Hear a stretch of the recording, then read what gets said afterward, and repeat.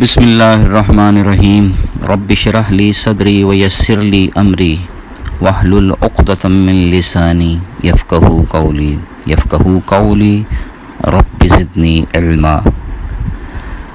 آج 30ویں صورت سورہ الروم پر بات ہوگی۔ میں نے اس صورت کو ڈیوائن پرومس کا نام دیا ہے۔ اس مکی صورت میں 60 آیات اور 6 رکوع ہیں۔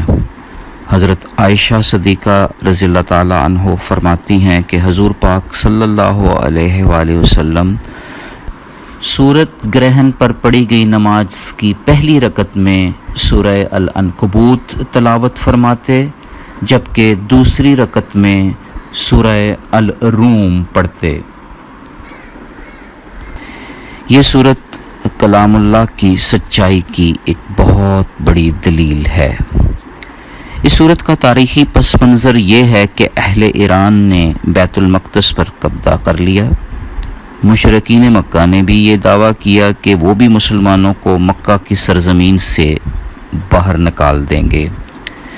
یہ ہجرت سے 7 سال پہلے کا واقعہ ہے۔ تب یہ صورت نازل ہوئی جس میں اللہ رب العزت نے یہ نوید سنائی کہ اہل روم مغلوب ہونے کے بعد عنقریب اپنے دشمن اہل ایران پر غالب آ جائیں گے۔ ہمیشہ کی طرح رب کا کلام سچ ثابت ہو گیا جب رومی فوج نے اہل ایران کے سب سے بڑے آتش کدہ کو تباہ کر دیا۔ اسی سال بدر کے میدان میں مسلمانوں کو عظیم فتح نصیب ہوئی۔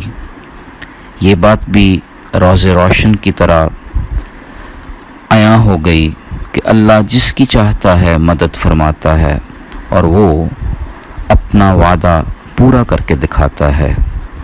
یوں قرآن پاک اپنی حق گوئی خود ہی ثابت کر رہا ہے۔ اس طرح سے یہ صورت ہمیں پکار کر رب تعالیٰ کی نشانیوں پر غور و فکر کی ترغیب دے رہی ہے۔ زمین و آسمان اور اس کے درمیان کی ہر شے کو رب ہی نے تخلیق کیا۔ اللہ ہی مخلوق کو پہلی بار پیدا کرتا ہے، وہی اسے دوبارہ پیدا کرے گا۔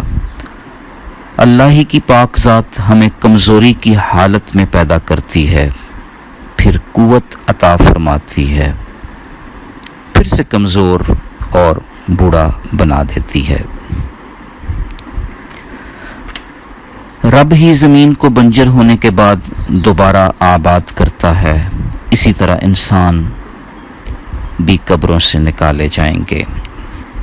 زمین پر چل پھر کر ان لوگوں کا انجام دیکھا جا سکتا ہے جو قوت میں زیادہ تھے مگر اپنے ہی اوپر ظلم کرنے والے تھے۔ اس صورت میں 5 اوقات میں نماز پڑھنے کا حکم بھی جاری کیا گیا ہے۔ زمین و آسمان میں تعریف کے لائق صرف وہی ذات ہے، اسی کی پاکی بیان کرنی چاہیے۔ اللہ کی قدرت کی نشانیوں میں انسان کا دن اور رات کو سونا، رزق تلاش کرنا بھی شامل ہے، مگر یہ سب کچھ ان کے لیے فائدہ مند ہے جو غور و فکر کرتے ہیں۔ عقل سے کام لینے پر اللہ کریم اپنے فتین کلام کا حسن اپنے بندوں پر عیاں کر دیتے ہیں۔ ہدایت کے تمام در چوپٹ کھول دیتے ہیں، قرآن دل میں اترنا شروع ہو جاتا ہے۔ سورہ روم یہ راز بھی فشاں کر رہی ہے کہ ہمیں ان لوگوں میں نہیں ہونا چاہیے جو گروہوں میں بٹ جاتے ہیں، فرقہ بندی کرتے ہیں۔